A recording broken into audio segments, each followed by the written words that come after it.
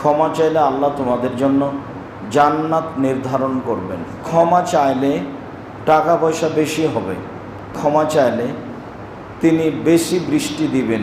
2 নম্বরে করবেন ওয়ায়ুমদিদ বিআমালি ওয়া বানিনা, তোমাদের ছেলে মেয়ে অর্থ সম্পদ বেশি করে দিবেন।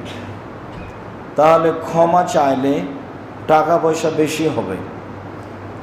ক্ষমা চাইলে ব্যবসা বাণিজ্যে বরকত হবে।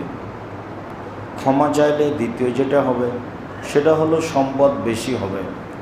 তারপরে আল্লাহ তাআলা বলেন ওয়াজাল্লাকুম জান্নাত, ক্ষমা চাইলে আল্লাহ তোমাদের জন্য জান্নাত নির্ধারণ করবেন।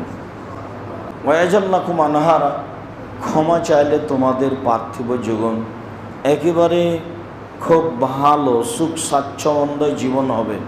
পানির ঝর্ণা থাকবে ইহকালে ও পরকালে।